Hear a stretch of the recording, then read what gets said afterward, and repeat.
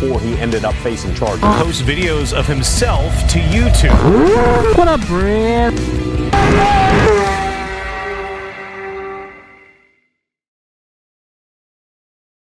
What up, Brez? I see you down there, Brez. I see you. Hello. Okay, so I'm going to make it a continuation of the How to Wheelie for Beginners. Okay, so we've updated, right? I'm going to pretend all y'all have done what I talked about in the last video. Jared, put the link on the screen or something. If you haven't seen that one, you need to watch that one, then this one. Basically, I'm going to jump to a 600cc now. We did it on the 400, easy peasy. Now we're going to get on the 600, the ultimate squid weapon, right? Where all the pow-pows be popped.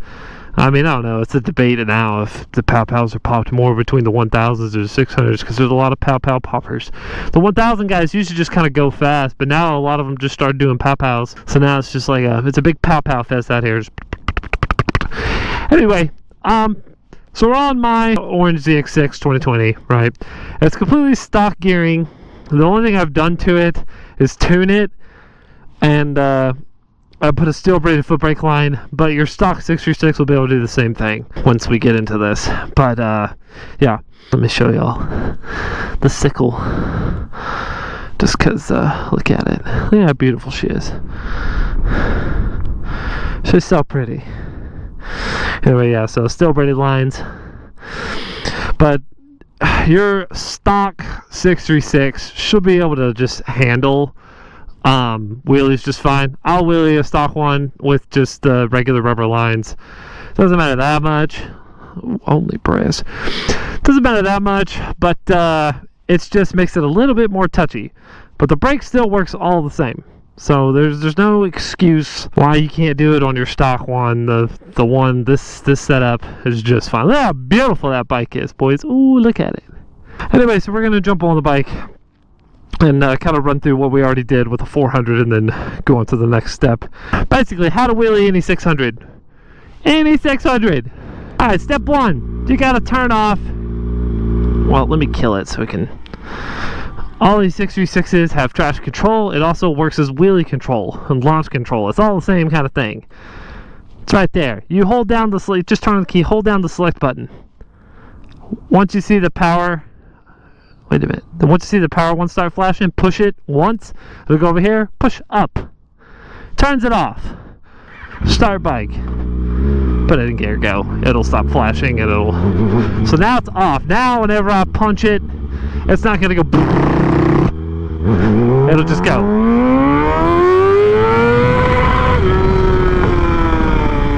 Okay, so one thing that's different about learning how to wheelie on a 600 from, like, say, a smaller CC bike, or at least more so noticeable, is the D-cell.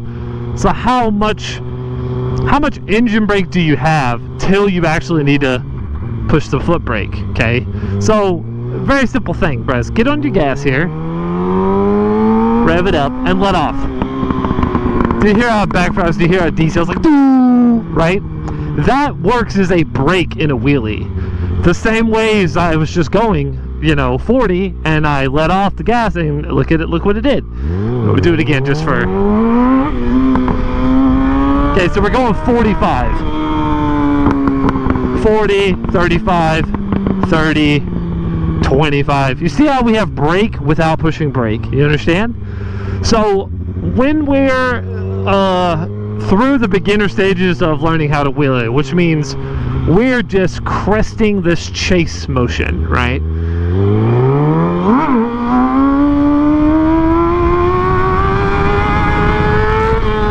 Right? The moment I let off the gas, the bike's gonna fall down. Foot brake and all that's pointless. Like, you don't need any of that or any of that garbage, because the nose of the bike's momentum is all forward. It's not anywhere near balance point. I mean, it's close, but it's not quite, right? So I'm assuming y'all have learned all that, right? And now you're at the point to where you can actually, like, almost sit at balance, or basically at balance, right?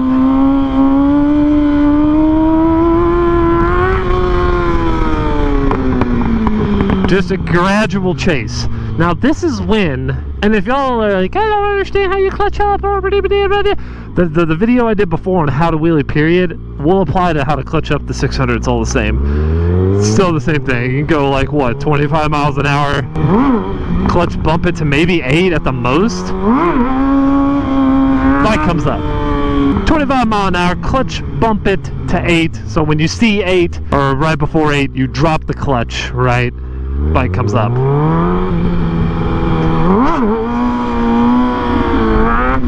Alright, so assuming we're all through that and you applied to the Ninja 400 video, right? You applied it and you can do what I'm talking about. So we're skipping over all that because we're in the intermediate now, Brahs. You should know how to clutch up. You shouldn't be watching this video if you don't know how to clutch up. Go back to the 400cc video. Anyway, you want to learn the engine brake. So when you let off, see how I let off and it came down pretty quick? I barely touched balance point, and then the engine brake brought me back down when I was off the gas. I didn't even hit my brake. I didn't have to do anything, right? You want to get to where you realize where that point is by getting up there and letting off the gas and hearing it.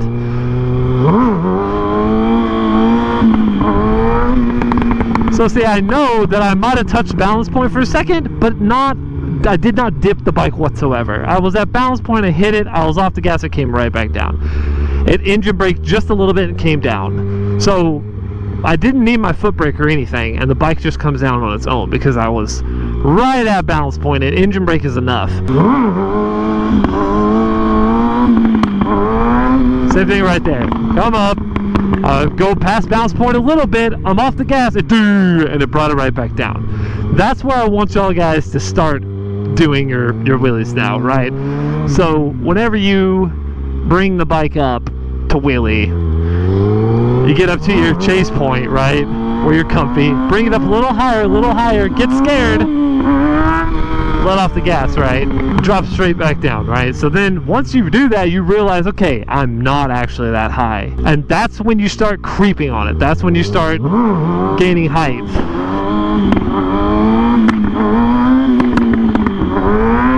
So those first two little blips, that was all engine brake. The last blip, I kicked it back pretty far, and I had to get on my brake a little bit to bring it back down. So the idea is to get up to that balance point and understand that you got a certain amount of engine brake that's going to save you, and you don't need your foot brake. So you basically don't be where you're like, what I did, I got up pretty high, but I hit my brake and let off the gas. The bike comes flying back down, right? You lose the wheelie immediately. So you kind of gotta chicken it a little bit. You get a tippy toe in there, right? Where you just barely touch it and you're like, oh, okay, that wasn't enough, right? Or if you kick it back a little and you let off the gas and then it lingers, then hit your brake and get a little scared, right? But for the most part, you should just be able to baby it on up. See that? Very light.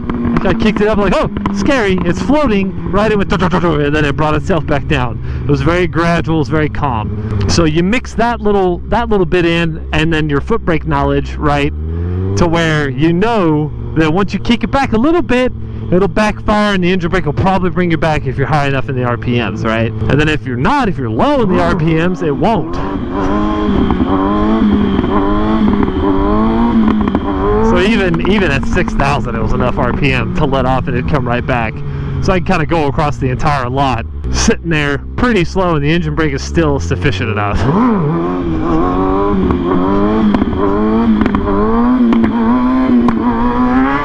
Right, and of course that's just me sloppy chasing, right? But that's what most of y'all are going to be doing, so I'm just showing you as it is, right? Whereas for me, I'll go up there and I'll get to a sweet spot and just hold the throttle still. We'll do it real quick.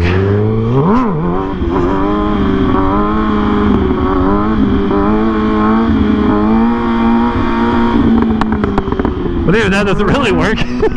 Not on stock gearing. On stock gearing, it really does want to either go back or forward. It doesn't really want to float. Unless you're at like a higher speed, right, where there's some wind holding you up, but at lower speed it doesn't really do it. That's where the stunt bike gearing would come in handy, right, because it doesn't matter if there's any wind, the bike's motor is really gonna hold you there. But yeah, that's, ooh, I gotta pop my back, I feel it tweaking. Hold on, Brahs. This is important. Ooh, back brake. So what I'm teaching, and it applies to any 600, okay? It doesn't have to be 66, it don't have to be, it can be any of them. All of them do the same thing. R6, probably the top tier difficult. It has horrible throttle response. horrible engine brake, and horrible as I mean a lot. It's not smooth whatsoever. Cowies are super smooth, the Gixxers are smooth. CBR is also close to on par with the R6. They just have a ton of engine brake and very twitchy, Yankee throttles. But I mean, the R6 is a straight ripper, and I don't know what about CBR. CBR is not a straight ripper, at least in comparison to the R6. But for whatever reason, it feels just as hard to wheelie for me, and I can wheelie anything. But you're not going to get any buttery than a 636 or a Gixxer 600, or hell, even a 750 would be on par with these bikes. Just take your time with it. Don't feel obligated to be able to wheelie now. I taught myself all this stuff, and it took years. You know, I didn't just start doing it. If you go back to the beginning of my channel, you can see I'm chasing. Within a year of me chasing, I start dipping, but I was already riding the majority of my life. Granted, probably not on the street, but for maybe a year. But still, like, I still had no idea what foot brake was. And then once I learned about it and understood it, I forced myself to learn. I started slamming. When I was talking earlier about letting off the throttle and hitting the brake at the same time, I did that all the time when I was learning. So that's why I said, you know, be careful doing that. But it taught me. I was like, okay. And then slowly but surely, I got to where I could just do it. It just takes time. So don't feel bad on how long it takes you to get any of this down. Just be committed. Go to the lot and practice over and over again, or that back street, wherever it is that you can repetitively do it over and over and over again.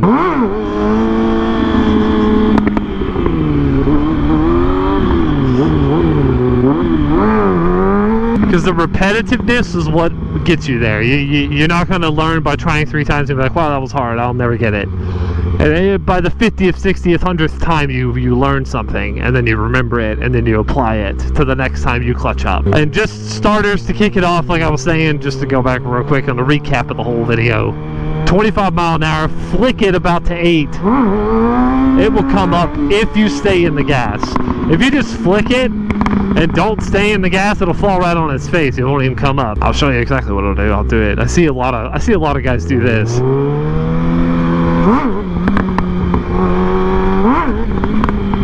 I just flick it, but I let off the gas. You have to feed gas to the bike or it won't wheelie. So whenever you setting at 25 and you flick it up to that 8 mark, stay in the gas about the level of twist for the 8 mark. Well, hell, I'd even say half of that throttle, actually. Now I just did that. Yeah, don't do that. So it's like flick it up to 8 and give it about half the throttle twist you were just doing. And that will carry the bike. And never be Yankee with the throttle. I don't like that either. Don't be on off with the throttle. Try to be smooth, even if it means the bike's coming down. So none of this. You know what I mean? None of that freaking... You know what I mean? You look like a retard. Don't do that. Just clutch it up, and even if the bike just falls on its face, don't yank the throttle. Right, it only had enough to carry it and come right back down. That's fine, it's smooth. Smooth is good. You want smooth for progression. Yanking around, slapping the throttle, whacking it, blipping it, blapping it. Shout out Mad Maxie and Max Wrist back in the day. Worst wheelie tutorial video ever. I love you guys, but it was bad. Anyway, smooth. Smooth is always going to win. And just be consistent. And then one day you'll be like me, where you can just clutch up, drop it back, get on the brake, drop it back, get on the brake, drop it back, get on the brake. And then every time it came back down, you just lightly get on the throttle and it'll come right back up, because you don't need a whole lot of throttle when you're up that high in the air. It's very gradual. It's very slight.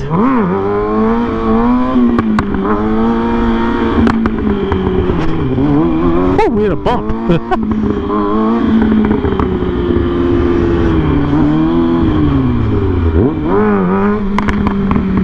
Let's do a little red line coaster for some encouragement, brahs. You don't need no stunt stuff. Just need a clutch and a throttle and a foot brake.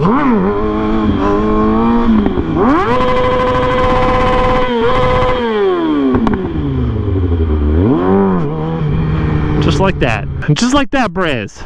You're going to be killing it. You're going to be killing the streets. Look at the beautiful dirty six. Anyway, just be careful, take your time, just have fun. Just be extra careful. And don't wheelie your only mode of transportation. You freaking squids out there that buy a bike and nothing else, and you're out here just trying to wheelie and you loop, and then all of a sudden you're hurt, you can't go to work because you crashed your only mode of transportation. Don't do that. What up, train brahs? Anyway, oh, that 36, look how dirty she is. Look at it. Look at it. Now respect it. Anyway, guys, hopefully this helped you out a little bit. Just be careful. That's the main thing. Be careful. Anyway, I love y'all. I'll see you on the next video. His YouTube page continues to post videos of himself speeding